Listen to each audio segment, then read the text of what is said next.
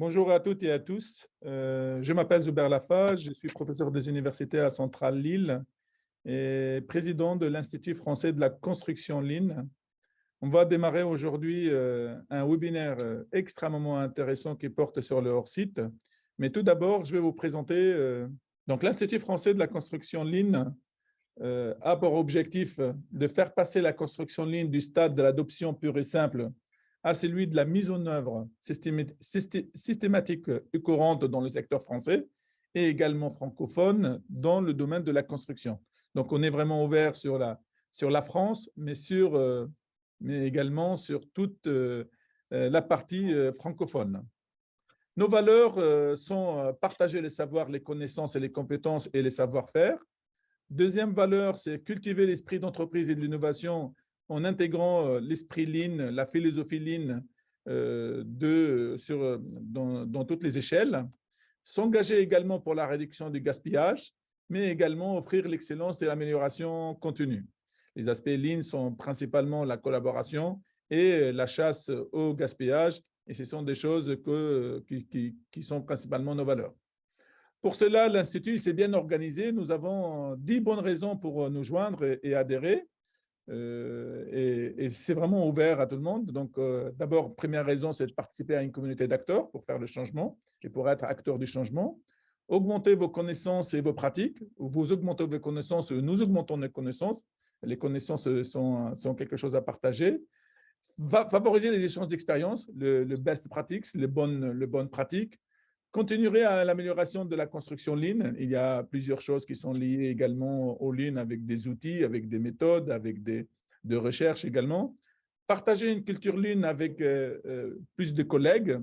Et donc, il y a encore beaucoup de travail à faire en France, soit au niveau institutionnel, soit au niveau individuel, soit au niveau des entreprises.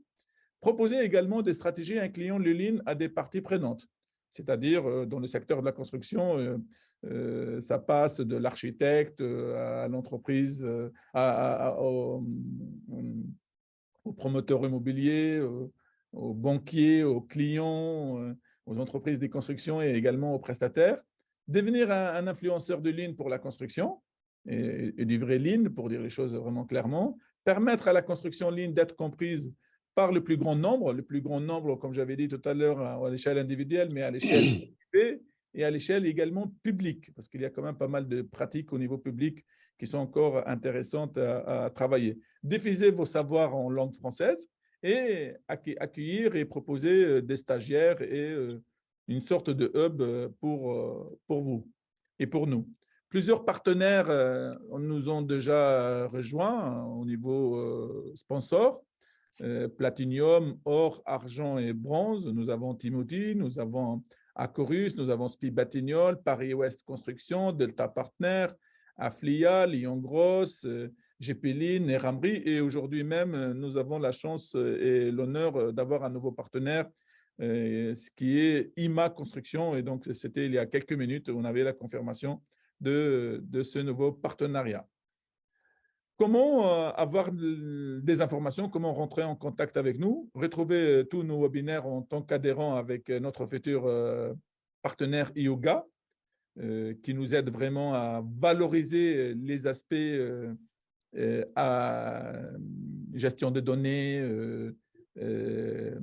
synthèse des informations et valorisation des vidéos et des webinaires. Et nous avons créé un partenariat dernièrement avec cette startup Yoga. Et vous avez ici une liste de toutes les vidéos qui sont sur notre site YouTube. Nous avons aussi une communauté sur le LinkedIn, donc vous pouvez nous contacter, vous voyez l'adresse également ici pour nous suivre. Et nous avons bien sûr une page institutionnelle qui est la page Institut français de la construction Lean. Voici le bureau élu en fait, de l'Institut français de construction Lean. Nous avons également 24 membres d'un conseil d'administration qui a été élu, qui est très divers et très riche. Nous avons des professeurs des universités, nous avons des entreprises de construction, nous avons des doctorants, nous avons des consultants, et vous avez ici, nous avons des architectes également, et nous avons même quelqu'un de la francophonie.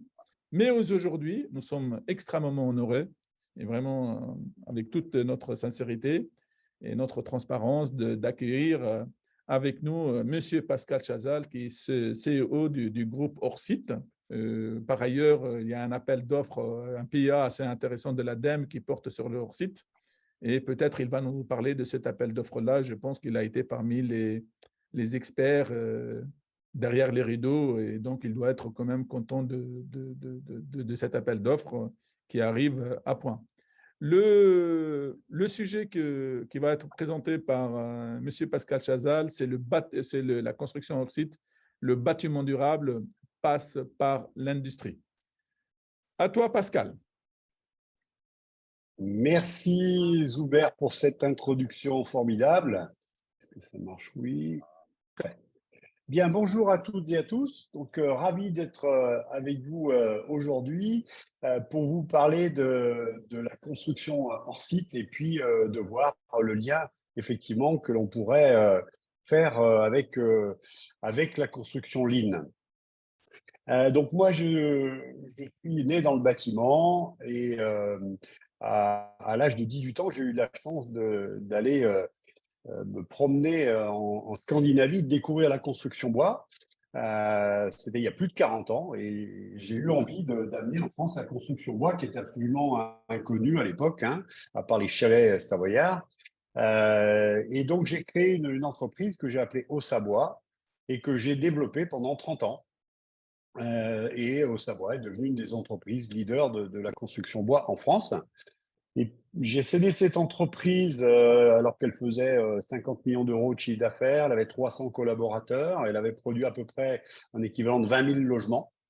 Je l'ai cédé en 2012 et depuis maintenant 6 ans, en fait, j'amène en France un nouvel écosystème qui existait à l'étranger, mais qu'on n'avait pas vu apparaître en France, que les anglo-saxons nomment le off-site building, que nous on a traduit par construction hors site, et qui est finalement une nouvelle manière de voir la construction. Finalement, ce sont des gens qui, devant les difficultés que l'on rencontre de plus en plus sur les chantiers, eh bien, se réunissent pour penser préfabrication, voire industrialisation. Et donc, on a créé ce nouvel écosystème en France. Donc, on a créé le groupe Orsite. Le groupe Orsite a 3 activités. Une première activité d'information. Donc, on est éditeur du magazine Orsite. On est également co-organisateur avec le salon Batimat du salon de la construction hors site qui a eu lieu au mois d'octobre dernier à Paris. On a également une activité de formation avec le campus hors site. Donc le campus hors site, c'est une école, la première école en France pour la construction hors site, et on le fait en partenariat avec la Offsite School Management à Londres, qui a une dizaine d'années d'expérience dans le domaine de la construction hors site, de la formation dans la construction hors site. Et puis, on a également une activité de conseil avec Orsite Conseil, qui accompagne à la fois les maîtres d'ouvrage qui veulent aller vers la construction hors site, mais aussi les entreprises et les industriels. Alors, est-ce que ça, je n'arrive pas à faire passer, c'est ici la petite flèche. Alors, ce que l'on voit aujourd'hui, c'est que la demande, en fait, pour la construction hors site est véritablement en train d'exploser. Ici, vous avez un tout petit extrait du baromètre 2022 que nous avons organisé. C'est une enquête que nous avons organisée avec le salon Batimat, le campus hors site et l'ACIM, qui est le syndicat de la construction modulaire. On a questionné un peu plus de 400 personnes, donc ce sont des décideurs de la maîtrise d'ouvrage, de la maîtrise d'œuvre, et puis aussi des entreprises et des industriels. Et on leur a demandé s'ils pensaient que la construction hors site allait se développer à l'avenir. Et vous voyez que 80% d'entre eux, en fait, pensent que la construction hors site va se développer. C'est dire que c'est vraiment quelque chose qui est en train d'arriver en force. On voit également une offre qui est en train de se développer avec des acteurs finalement de tous bords. On a des acteurs de la construction en 2D, hein, ce qu'on appelle le 2D, ce sont des éléments de façade, des éléments de plancher, de toiture, etc. Que ce soit en bois, alors on a le développement du bois qui est important en France, et notamment lié à la décarbonation, mais ça peut être aussi des éléments en acier, voire en béton, et peut-être même un mélange des deux ou des trois. On a aussi un gros développement de la construction modulaire, ce que les Anglais appellent le modulaire 3D volumétrique, donc c'est une espèce de très grosses briques de Lego avec lesquelles on est capable de faire, par exemple, une chambre d'EHPAD ou avec 2 ou 3 modules, on est capable de faire un logement, par exemple. Et on voit des acteurs historiques, mais on voit aussi de nouveaux acteurs avec des startups qui se développent. Donc, on peut dire que la demande est en train d'exploser et l'offre essaie de se mobiliser et de trouver des solutions pour répondre. Alors, la nouveauté, c'est effectivement que les pouvoirs publics sont en train de prendre en compte la construction hors site, et notamment parce que la construction hors site est considérée de plus en plus comme étant un outil majeur au service de la décarbonation. Quand on fabrique en usine, on va améliorer les choses. On va réduire de manière significative l'impact carbone. On a d'ailleurs des études qui ont été menées, par exemple en Angleterre, par l'université de Cambridge et de Édimbourg, qui ont montré que, notamment des tours qui ont été construites à Londres, et à Londres, on a construit des tours jusqu'à 50 étages en construction modulaire. Eh bien, si on fait le comparatif entre ces tours et puis les mêmes tours qui auraient été construits en construction béton classique, eh bien, l'amélioration, la réduction de l'impact carbone, c'est pratiquement 40%. Donc, c'est tout à fait considérable. Et donc, l'État, avec France 2030, et comme opérateur l'ADEME, vient donc de lancer cet appel à projet pour le développement de la construction et de la rénovation hors site. Et effectivement, Zuber, tu le disais tout à l'heure, eh bien, on est vraiment très content que la construction hors site soit aujourd'hui reconnue comme étant quelque chose à développer par le gouvernement. Et cet appel à projet est là pour soutenir finalement la filière. Donc, il y a deux volets. Il y a un volet soutien aux outils industriels. On peut aider, on peut avoir des subventions et des aides pour développer des usines, mais c'est aussi un deuxième volet sur la recherche et développement, où là, on peut avoir des groupements avec des centres de recherche, avec des maîtres d'ouvrage et des entreprises et des industriels. Alors, moi, je vais refaire un petit peu d'historique, hein, parce qu'on est aujourd'hui en train d'aller vers la construction hors site pour améliorer finalement l'impact carbone. Mais si on revient à nos arrière-grands-parents, en fait, eh ben, eux, ils faisaient du développement durable et ils faisaient du bas carbone parce qu'on n'avait pas le pétrole et les engins qui vont avec, hein, les grosses pelleteuses, etc. Et quand on construisait, on utilisait plutôt des matériaux locaux et on les utilisait avec parcimonie parce que aller extraire une pierre, mais quand on le fait à la main, c'est autant vous dire qu'on a envie qu'elle dure longtemps. Et donc, c'est ce qui se passait. On utilisait une pierre, on construisait un bâtiment qui durait plusieurs générations. Puis un jour, il commence à s'écrouler. Eh ben, qu'à cela ne tienne, on récupère la pierre et puis on va faire de nouveaux bâtiments. Tout ça, ça a bien sûr changé avec les grandes guerres. Et après 1945, quand il a fallu reconstruire, en fait, on ne pouvait pas le faire avec des techniques traditionnelles qui prenaient beaucoup trop de temps. Et puis surtout, on n'avait pas assez de main-d'œuvre. Et heureusement, on a eu un matériau fantastique pour nous aider à reconstruire, qui est le béton. Et le béton, c'est un matériau génial qui coûte pas cher, qui règle plein de problèmes de structure, d'acoustique, de feu, etc., etc. C'est vraiment un matériau génial, tellement génial que c'est devenu le matériau de prédilection dans le monde entier et que les constructions sont essentiellement aujourd'hui en béton. Un des problèmes du béton, c'est que c'est très impactant sur l'environnement. Le béton, à lui tout seul, ça représente 8% des émissions de gaz à effet de serre. Donc, c'est 3 fois plus que l'aviation mondiale.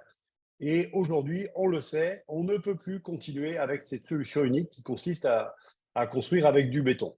Bien sûr, on va continuer à utiliser du béton, mais il va falloir apprendre à intégrer d'autres matériaux comme le bois, par exemple, les matériaux biosourcés, Et avec la RE 2020 qui nous pousse à regarder le sujet du carbone, eh bien, on voit qu'on est tenté d'aller vers de la construction bois et un petit peu moins de béton.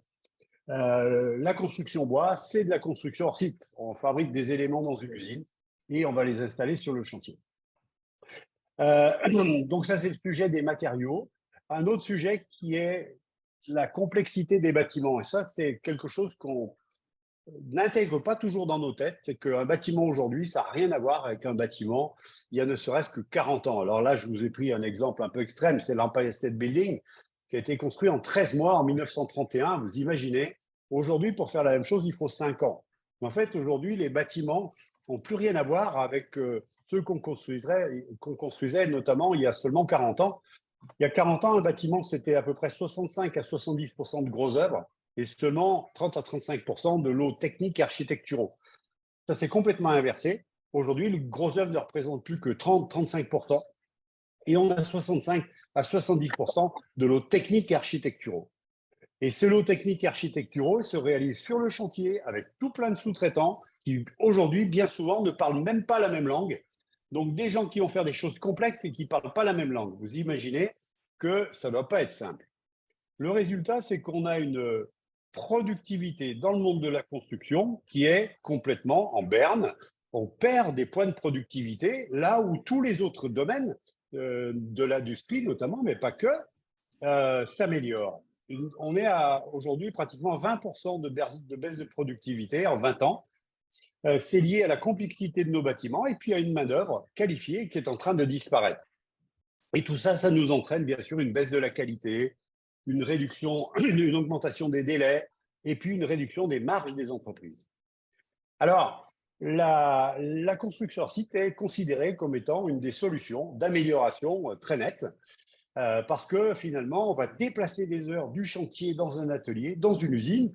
Et dans un atelier, dans une usine, on va pouvoir mettre en place des outils, des conditions de travail infiniment meilleures que toutes celles qu'on ne pourra jamais avoir sur un chantier. Et bien sûr, dans ces usines, comme dans toutes les usines, on est capable de mettre de la production lean, du management lean extrêmement efficace et de l'amélioration continue. Il y a plein de manières de faire du hors-site. On peut faire des éléments en 2D, en 3D, on peut mixer les deux. Si je fais du 2D, je vais avoir un taux de préfabrication relativement faible. Si je fais du modulaire 3D volumétrique beaucoup plus important. En fait, ce qui est intéressant, c'est qu'en mesurant finalement le taux de préfabrication, on se rend compte que plus on augmente le taux, plus on va améliorer les choses. On va améliorer la qualité, on va améliorer les conditions de travail des ouvriers, on va améliorer également le prix. Donc, on a intérêt à aller de plus en plus vers plus de préfabrication. Il y a bien sûr une courbe d'apprentissage, ça ne se fait pas du jour au lendemain. L'idée du hors-site, ça repose sur le déplacement des heures du chantier dans l'usine, tout simplement parce qu'on est beaucoup plus efficace dans une usine.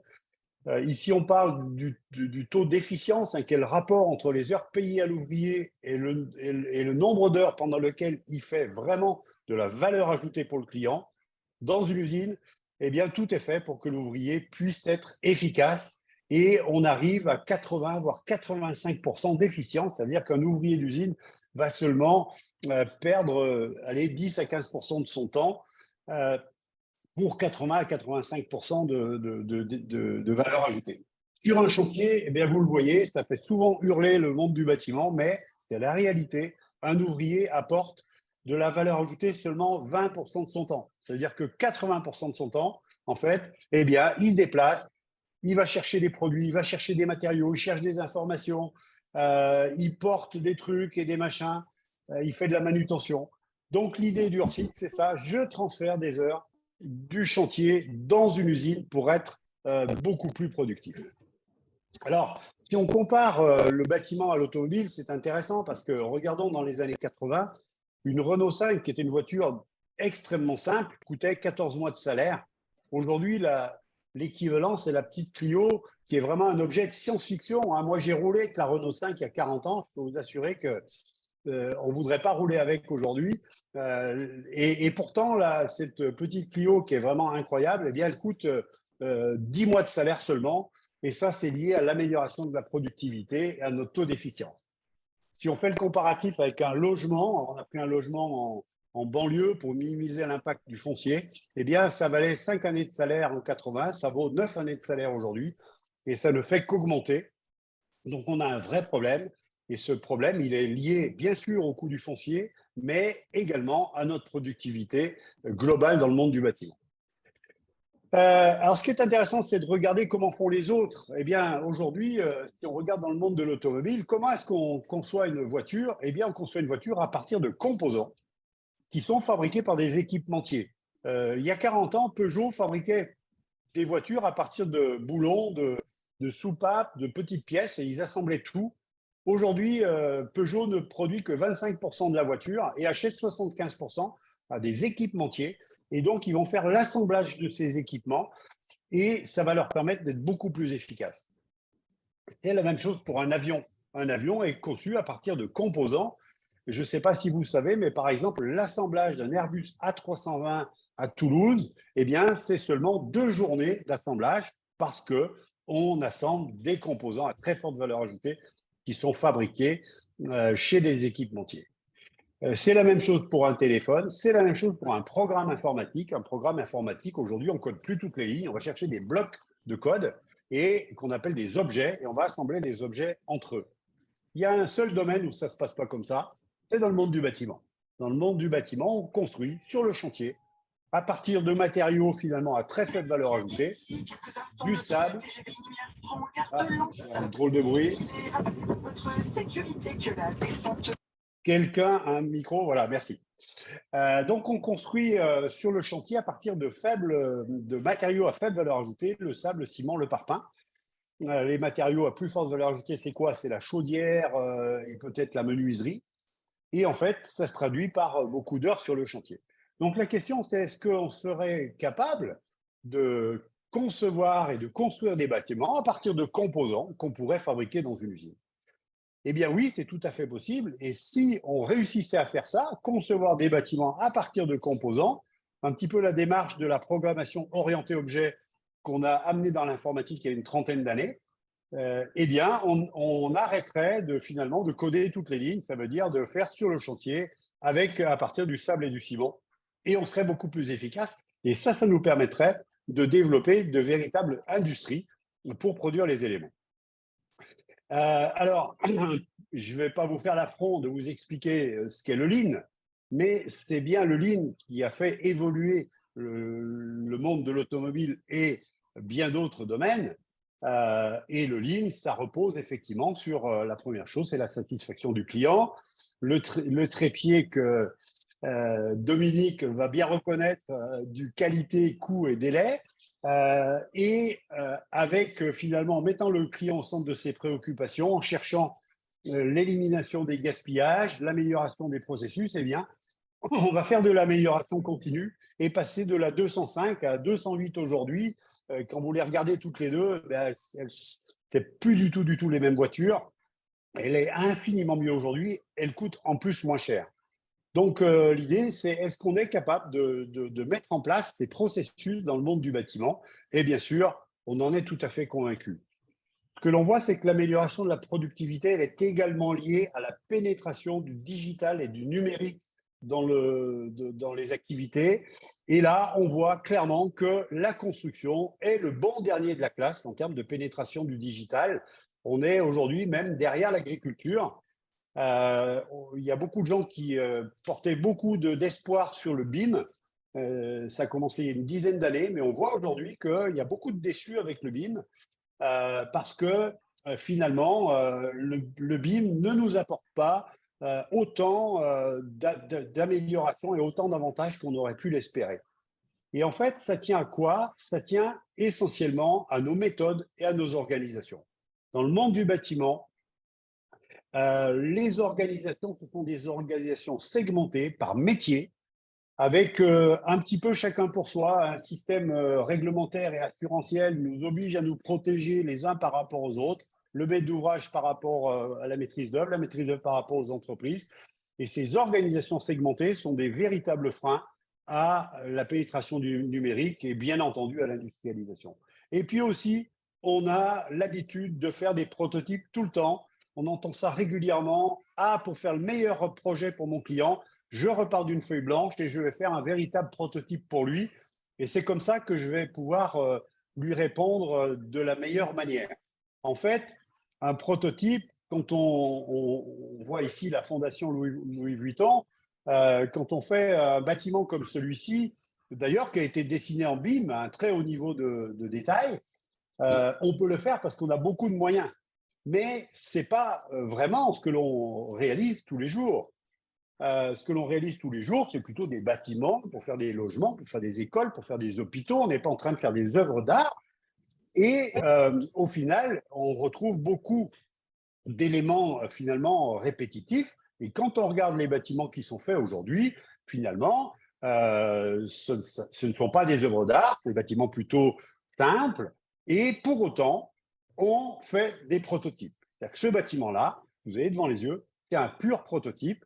Et il est extrêmement difficile de l'industrialiser parce qu'on n'a pas appris à standardiser nos bâtiments. Alors que c'est possible, et là je vais vous montrer des bâtiments qui sont tous des bâtiments basés sur de la standardisation et de la fabrication industrielle en usine. Ce sont des bâtiments modulaires et vous le voyez, ils ressemblent à des bâtiments tout à fait normaux, classiques. C'est simplement que l'approche a été différente et qu'on a cherché à rationaliser, à standardiser. Et ces bâtiments-là sont des bâtiments tout à fait formidables qu'on a réussi à construire beaucoup plus rapidement, avec une amélioration de la qualité très nette, avec une réduction de l'impact environnemental. Donc, c'est possible et on peut faire vraiment de très, très belles choses.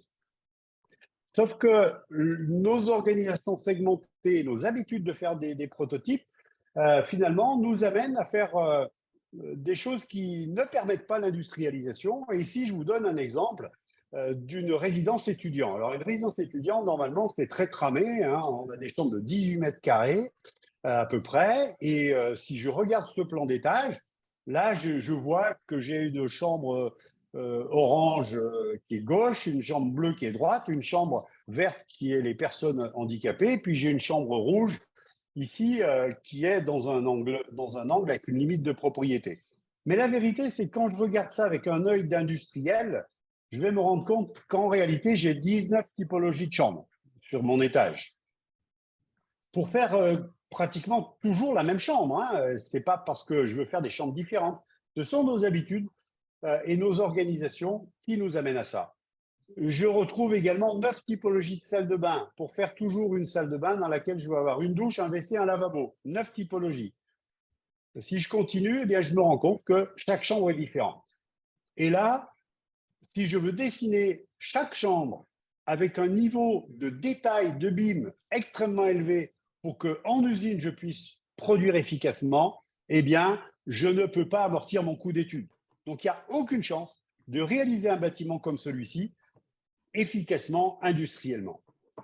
Donc, ça, c'est un projet que nous, on a accompagné. Et en fait, on a accompagné l'équipe d'architectes à redessiner le projet avec, en recherchant effectivement le nombre minimum de chambres. Et on est arrivé à ces fameuses 4 chambres de départ. À partir de là, on va être capable de dessiner en BIM avec un niveau de détail élevé et de fabriquer en usine de manière efficace. Et sur cette opération-là, eh bien, figurez-vous qu'entre la version de base, on avait 22 types de chambres et celle où on est arrivé à 4 types de chambres, on a réussi à gagner 30% sur le coût de ce bâtiment, ce qui est bien sûr tout à fait essentiel. Et en fait, on l'a fait sans changer quoi que ce soit à l'architecture. L'architecture, on n'a pas bougé du tout, on a juste bougé des centimètres pour que les chambres soient bien les mêmes et qu'on puisse être efficace. Donc, on peut faire de la construction hors site, on peut faire de la construction industrialisée, tout en faisant de l'architecture. Ici, vous êtes à Amsterdam, c'est un hôtel qui s'appelle l'hôtel Jakarta. Je vous invite à le regarder sur Internet, il est vraiment incroyable, il y a eu des grands prix d'architecture. Et on a fabriqué en usine les chambres qui ont été installées dans un délai très court, puisque 175 chambres posées en 3 semaines. Ça a permis de gagner 1 an de chantier et donc d'exploitation de l'hôtel. 1 an de chantier en moins, c'est 1 an de nuisance en moins, d'autant plus qu'on a divisé par 5 le nombre de camions et de camionnettes pour livrer le chantier. la réussite, en fait, elle passe par la saine collaboration entre les acteurs de l'industrie et les acteurs du bâtiment. Quelque part, il faut apprendre à prendre le meilleur des deux. Et peut-être, un bâtiment, quand on parle de prototype, c'est que oui, on est lié à un terrain, on est lié à un foncier, forcément, le bâtiment va être spécifique. Et donc, finalement, tout ce qui est spécifique, faisons-le sur le chantier. On sait faire ça parfaitement bien. Par contre, tout ce qui est répétitif, sur mon hôtel, par exemple, ce sont les chambres. Eh bien, les chambres, qui sont quelque part, peuvent être parfaitement répétitives, eh bien, ça, je vais pouvoir fabriquer efficacement en usine. Et l'alliance des deux, c'est extrêmement puissant. C'est ce qu'on appelle le système hybride. Alors, il y a quelque chose que j'ai envie de vous faire toucher du doigt, c'est la différence entre préfabrication et industrialisation, parce que ça ne va pas de soi. Aujourd'hui, il y a beaucoup d'acteurs, de maîtres d'ouvrage, d'architectes qui ont compris qu'on ne peut plus tout faire sur le chantier et qu'il faut donc déplacer des heures dans l'atelier ou dans l'usine. Mais la plupart, finalement, restent dans la logique de bâtiment classique, c'est-à-dire l'équipe de maîtrise d'œuvre va concevoir son projet. Une fois que le projet est conçu, je lance une consultation. Mon bâtiment, c'est un pur prototype. Et l'industriel qui va répondre à mon projet, finalement, eh bien, ce n'est pas vraiment un industriel. C'est une entreprise de bâtiment qui s'est abritée sous un toit et qui, finalement, est pas très efficace. Alors, c'est possible, et notamment, on peut faire de la préfabrication pour tous les éléments spécifiques. Je peux très bien préfabriquer des prémurs, je peux préfabriquer des dalles, pourquoi pas, des façades bois. Mais ça a un inconvénient, c'est que comme on n'est pas dans une activité industrielle, dans mon usine, qui est finalement une activité bâtiment sous un toit, j'ai besoin d'ouvriers du bâtiment. Et les ouvriers du bâtiment, aujourd'hui, on en manque de 220 000 en France. C'est-à-dire que si on transforme l'usine pour y mettre des gens du bâtiment, eh bien, on n'a pas réglé notre problème. Et le deuxième point, c'est qu'on n'améliore pas le coût. Et si on veut améliorer le coût, il faut basculer vers l'industrialisation. L'industrialisation, c'est une autre approche. On va chercher à utiliser, à concevoir nos bâtiments à partir d'un certain nombre de composants que les industriels savent fabriquer efficacement. Et là, on va rentrer dans une approche produit. Alors, je vais vous l'illustrer parce que c'est difficile de se dire on va aller vers l'industrialisation et utiliser le composant des industriels. Eh bien, en fait, on le fait déjà sans s'en rendre compte. Et je vais vous parler, par exemple, des circulations verticales. Je fais un bâtiment à étage, j'ai besoin d'un escalier, j'ai besoin d'un ascenseur. En règle générale, l'architecte, pour l'escalier, va dessiner sa cage d'escalier. Ne t'inquiète pas, Zuber, je suis bientôt au bout. L'architecte va dessiner sa cage d'escalier, bien sûr conforme à la réglementation, mais quelque part avec la dimension qui va l'arranger dans son bâtiment. Et le résultat, c'est que l'industriel qui va devoir fabriquer l'escalier, finalement, va devoir s'adapter à la cage d'escalier qu'a dessinée l'architecte, et elle est à chaque fois différente.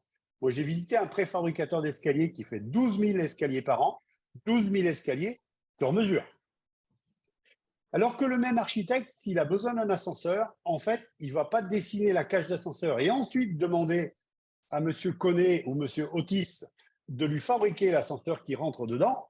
Il va aller chez Connet ou chez Otis, récupérer les informations de la cage d'ascenseur qui va répondre à mon besoin. Et donc, il va dessiner la cage à partir des données de l'industriel. Et ce faisant, eh bien, l'industriel peut véritablement développer de véritables flux de production. Et là, on est bien dans une démarche d'industrialisation. Alors, c'est valable tout ça pour la construction neuve, mais je voulais aussi vous parler en deux mots de la rénovation, parce qu'avec cette même approche de standardisation, d'industrialisation et de ligne construction, on sait aussi faire de la rénovation. Le problème, c'est que le processus classique, il est orienté vers le chantier. Ça part toujours d'un foncier, d'un maître d'ouvrage, d'une équipe de maîtrise d'œuvre qui va nous faire un prototype à chaque fois. Et quand on est là, il n'y a plus qu'une solution, c'est de faire du chantier. Et éventuellement, on va pouvoir faire de la préfabrication. Si on veut aller vers l'industrialisation, il va falloir changer notre disque dur. C'est une autre organisation. Il va falloir apprendre à travailler en organisation, en ingénierie concurrente, collaborative. Il va falloir rentrer dans une démarche produit. C'est vraiment quelque chose de complètement différent.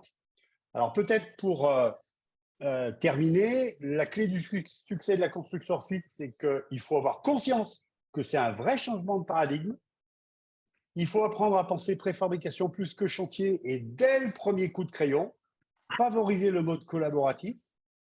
Il ne faut pas opposer le bâtiment et l'industrie, mais apprendre à répondre à des besoins spécifiques à partir d'un certain nombre de composants qui peuvent être produits efficacement en usine. Et puis, bien sûr, il ne faut pas oublier la courbe d'apprentissage.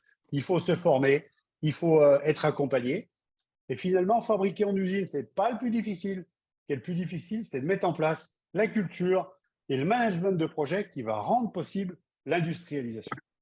Et donc, pour former, pour accompagner, on a donc le campus hors site qui est à votre disposition si vous avez besoin d'un accompagnement un peu plus précis. Voilà, Zuber, j'ai été un petit peu plus long que prévu. C'est pas grave, merci beaucoup, c'était très, très intéressant. Est-ce que tu peux enlever, voilà, très bien. Est-ce que tu peux enlever, tu as bien fait. Donc voilà.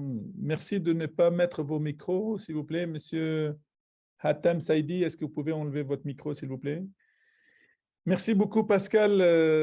C'était fort intéressant, dynamique. On a appris beaucoup de choses, des comparaisons avec l'industrie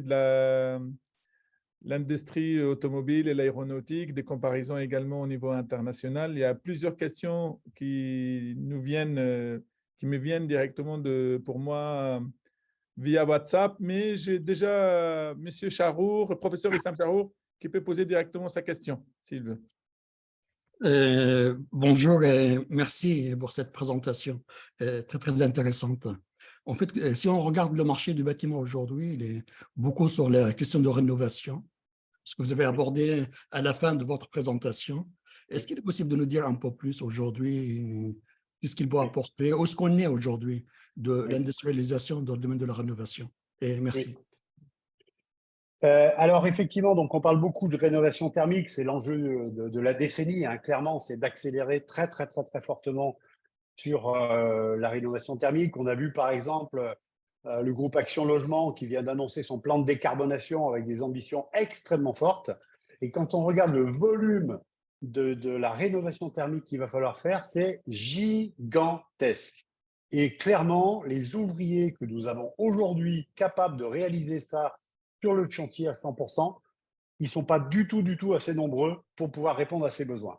Donc, c'est-à-dire qu'on n'a pas le choix, il faut aller vers l'industrialisation. Et finalement, si on veut réussir l'industrialisation, eh bien, c'est vraiment changer de process. Si on fait comme d'habitude, c'est-à-dire, tiens, j'ai une opération ici où je vais avoir 150 logements à rénover, et puis je vais chercher une équipe d'ingénierie qui va me trouver le système idéal pour ces 150 logements-là, et puis je vais tout recommencer pour une autre opération après, on ne va pas y arriver. Donc, il faut avoir une vision globale, c'est de se dire finalement, les besoins de rénovation, ils sont où? Il faut isoler les façades, il faut isoler les toitures, il faut travailler sur le système énergétique. Et on peut réussir à trouver des solutions génériques, par exemple pour les façades. On peut très bien avoir des façades qui vont avoir une composition générique avec des épaisseurs d'isolant, avec un type de revêtement que je vais mettre à l'extérieur, et il peut y avoir 10 options. Mais on ne va pas réinventer une façade à chaque fois qu'on va répondre à un bâtiment. Alors, les plus avancés aujourd'hui dans le domaine, ce sont les Hollandais, avec notamment un projet incroyable qui est en train de sortir aujourd'hui, où les acteurs se sont réunis. Ils sont en train de créer une usine extrêmement performante, avec un système complètement digitalisé, depuis la prise de cote qui se fait sur le chantier avec des drones, une station totale, qui vont basculer des éléments dans un software pour décider toutes les façades. Les façades, elles peuvent être toutes différentes dans leur taille, mais pas dans leur composition. Et ensuite, on va basculer dans une usine qui va être capable de fabriquer ces éléments avec des robots et des machines à commande numérique de manière extrêmement efficace. Et puis, bien sûr, ces façades, on va les livrer sur le chantier et elles vont être installées dans un délai très court. Donc, c'est possible. Et les Hollandais ont réussi en moins de 10 ans à diviser pratiquement par 2 le coût de la rénovation énergétique pour atteindre des niveaux de prix parfaitement acceptables avec le marché. Et en France, nous, on est en train d'y aller, hein, avec Energy Strong également, mais on est très en retard. Et aujourd'hui, on a des coûts qui sont encore beaucoup trop élevés. Donc, on a des très gros progrès à faire en termes de préfabrication, d'industrialisation et de productivité. Pascal, merci beaucoup pour cette réponse, mais uniquement pour insister que sur mon WhatsApp, j'ai plusieurs questions qui tournent autour de la rénovation, en fait. Donc, il y a des demandes, peut-être plus d'informations si tu peux nous donner davantage, mais pour te situer les questions qui m'arrivent, il y a 3 volets sur les questions. D'abord, le coût. Est-ce qu'on gagne en coût? Est-ce qu'il y a moins de coûts? Est-ce que c'est plus cher, chez moins cher? Quels sont les procédés? Oui. Le deuxième volet de questions, je vais te donner en fait la tendance des questions. Le deuxième volet est relatif. Est-ce que le hors-site ou bien la construction modulaire, c'est que la haute technologie ou bien est-ce qu'on peut parler de la low-tech? Est-ce qu'on peut faire de hors-site avec pas forcément des grands robots performants, mais de low-tech, des choses comme ça? C'est une question très importante. Et la troisième question, elle est d'ordre sémantique et d'ordre compétence. Tu as parlé de l'industrialisation, de la préfabrication, de la construction modulaire. Est-ce que tu peux nous parler un peu plus de la modularité, du lien, de la standardisation et de la normalisation? Est-ce que tout ça, c'est compatible, pas compatible? Et voilà les premiers éléments en attendant que ceux qui veulent poser des questions directement. Très bien. Je vais peut-être commencer par la dernière, la question de sémantique. Aujourd'hui, en France, on n'a pas de référentiel sur la construction hors site. On parle de construction hors site, mais on ne sait pas ce qu'il y a derrière. Donc, au niveau du campus hors site, on a lancé l'idée de faire un référentiel. Ce référentiel, aujourd'hui, il est dans les mains du CSTB, qui est en train de faire une consultation large pour réussir à mettre des catégories. Alors, aujourd'hui, on peut imaginer 4 catégories.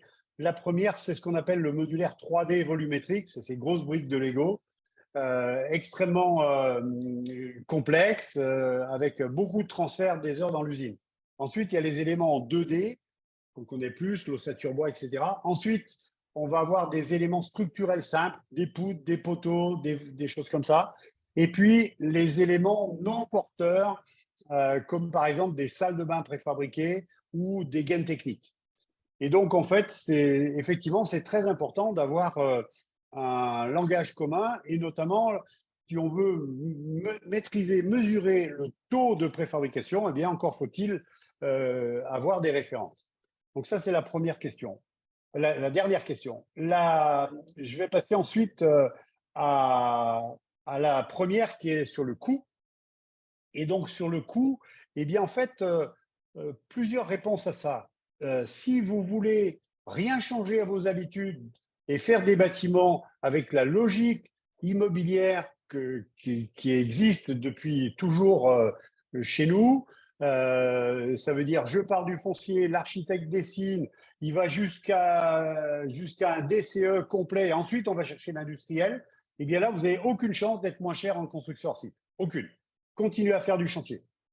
Par contre, si vous intégrez qu'on va pouvoir concevoir ce bâtiment en allant chercher des savoir-faire et des composants industrialisés, eh bien là, on va améliorer le coût. Je vous ai montré tout à l'heure que la résidence étudiante, on avait gagné 30%. 30%, on est au prix de la construction traditionnelle et on va s'améliorer parce que l'avantage de l'industrialisation, c'est qu'on va faire de l'amélioration continue et que petit à petit, on va améliorer nos coûts.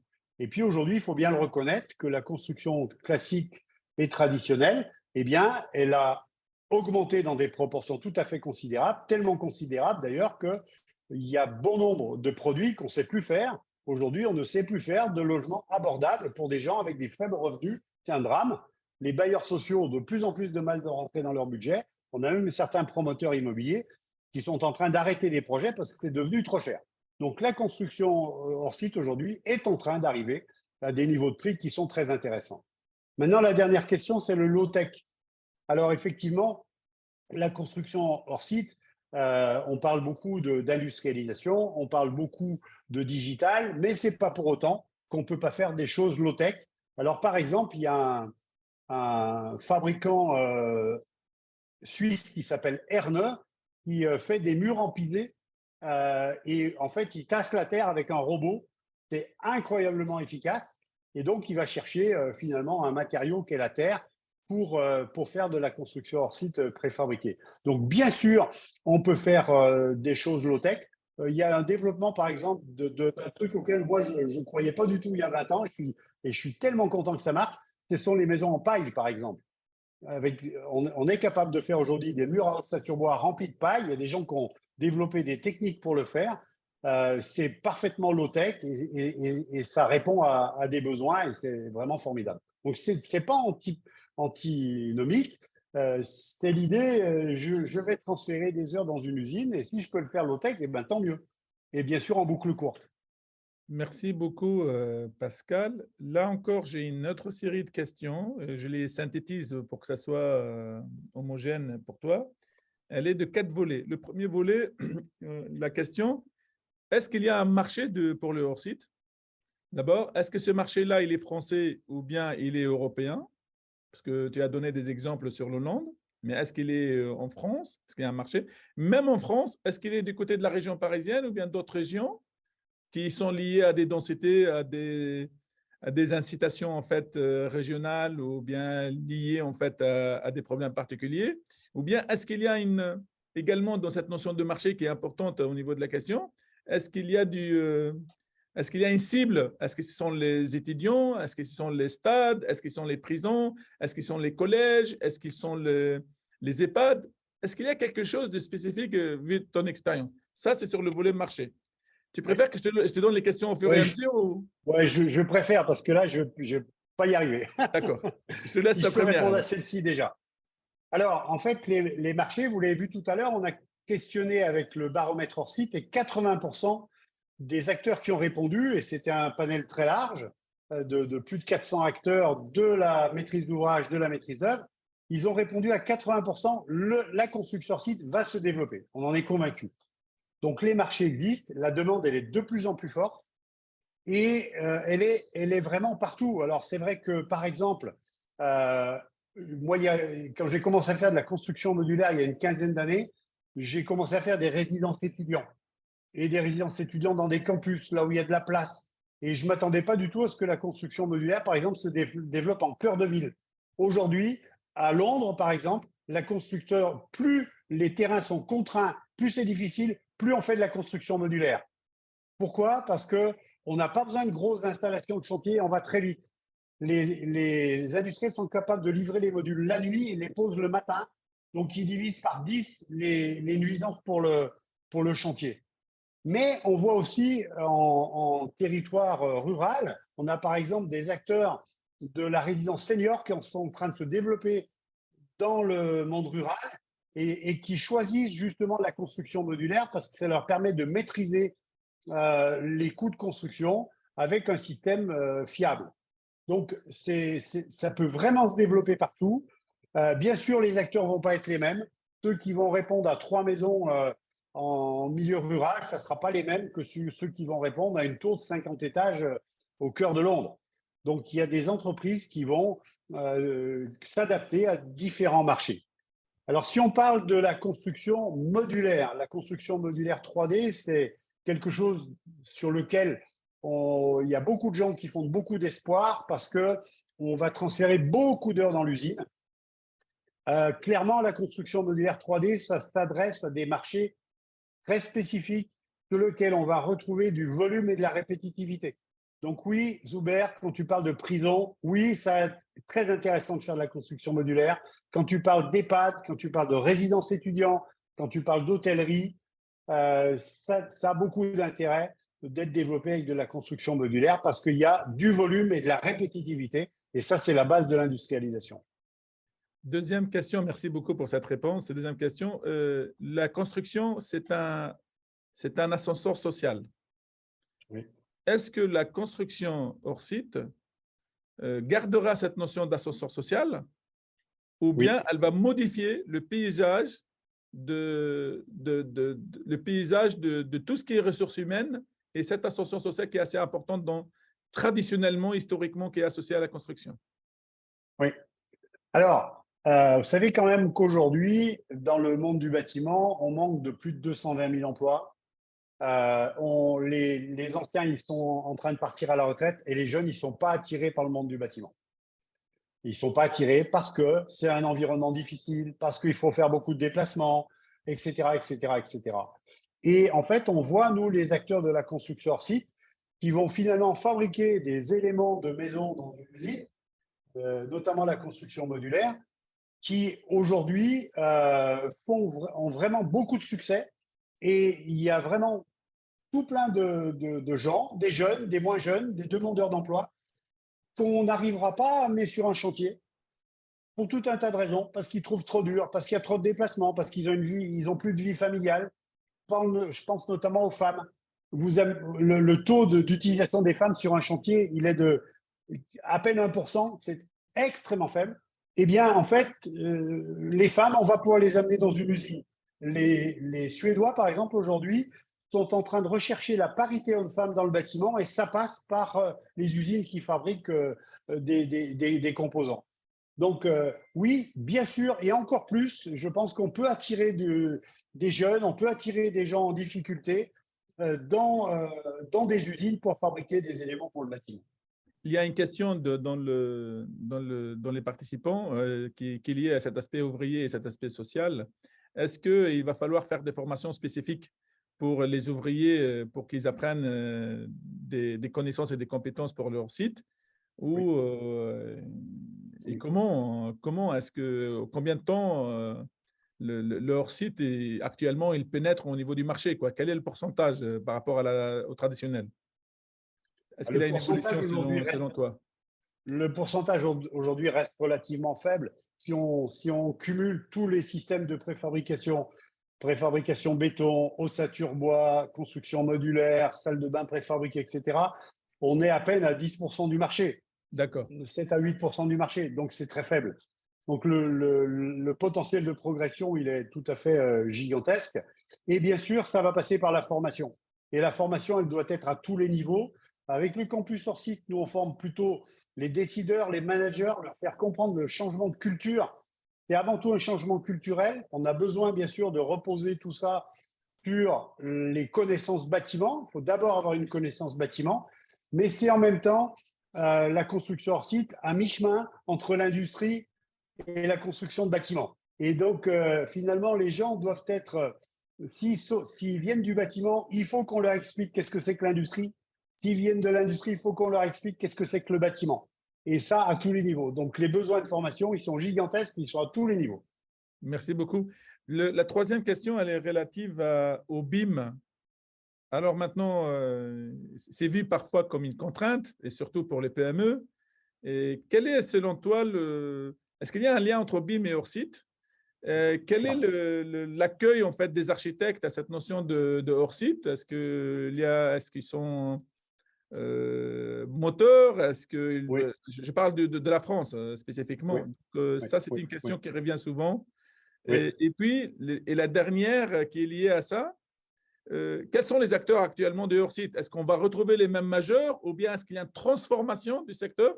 Est-ce qu'on peut imaginer que ce sont des groupes du numérique ou bien d'autres acteurs qui pensent ubériser en fait le marché ou bien les secteurs? Est-ce qu'on peut penser, par exemple, que l'automobile puisse investir dans la construction, qu'il y a des alliances automobile-construction, des choses comme ça? Oui. Alors, le BIM. Le BIM et le hors-site. Alors, le BIM et le hors-site, ça fait bon ménage. Pourquoi ça fait bon ménage? Parce que si je fabrique un module dans une usine, par exemple, pour faire ma chambre d'hôtel tout à l'heure, en fait, je vais avoir besoin de le dessiner d'une manière extrêmement précise parce que dans l'usine, j'ai soit des machines à commande numérique, soit des gens qui ne sont pas des gens de métier. Et donc, il va falloir que je dessine de manière très précise pour que les gens aient la bonne information pour pouvoir travailler et que les machines à commande numérique puissent être utilisées directement à partir, bien sûr, du dessin que j'aurais généré. Donc oui, le BIM et le hors-site, c'est naturel. C'est une extension, ce qu'on ne trouve pas d'ailleurs sur le chantier. Sur le chantier, on n'a pas cette extension du BIM. Le BIM s'arrête souvent à la porte du chantier. C'est très difficile d'amener le BIM sur le chantier et de lui trouver son efficacité. Ensuite, quels sont les acteurs? Là aujourd'hui, on voit des acteurs qui viennent de différents environnements. Alors, on a par exemple les acteurs de la construction bois, qui étaient des charpentiers au début, qui ont commencé à faire de l'ossature bois, maintenant qui vont aller par exemple sur de la construction modulaire.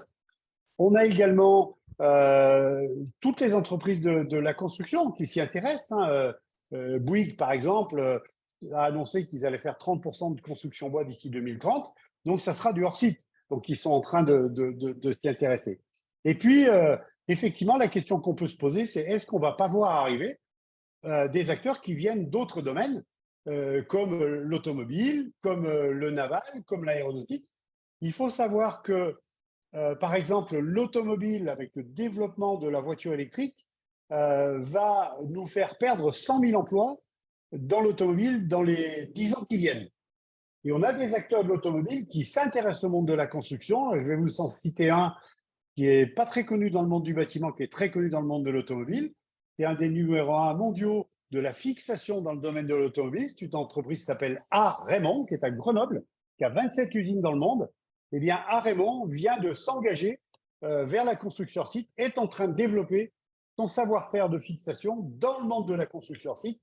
J'aime autant vous dire que ce sont des extraterrestres par rapport à nous, parce que ça fait, depuis qu'ils existent, qu'ils sont en compétition internationale face au reste du monde pour apporter leurs solutions de fixation. Merci beaucoup, Pascal. Je me retourne parce qu'on voudrait être toujours à l'heure dans ces webinaires, même si on a besoin de faire un deuxième, voire un troisième webinaire avec toi. Est-ce qu'il y a quelqu'un qui, mis à part toutes les personnes qui m'ont contacté par WhatsApp, est-ce qu'il y a quelqu'un qui veut poser une question? Une dernière.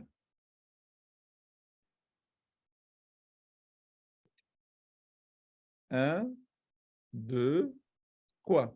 Pascal, je te laisse le mot de la fin. Tu aimerais bien insister sur quoi? Ce que je voudrais insister, c'est un petit peu sur ma slide de conclusion tout à l'heure, c'est on a énormément d'avantages à transférer des heures dans une usine. C'est vraiment fantastique. Par contre, c'est un changement de paradigme complet. Il faut, dans notre tête, se dire que si je veux développer un projet en construction site, je dois changer mon approche le plus tôt possible. Dès le premier coup de crayon, il faut travailler en ingénierie concurrente, en système collaboratif. Il faut apprendre à concevoir nos bâtiments à partir d'un certain nombre de composants qui seront fabriqués en usine.